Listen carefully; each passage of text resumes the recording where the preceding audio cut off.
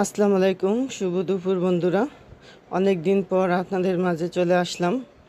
আজকে হলো বেলে মাছের চচ্চড়ি, আলু টমেটো দিয়ে বেলে মাছের চচ্চড়ি।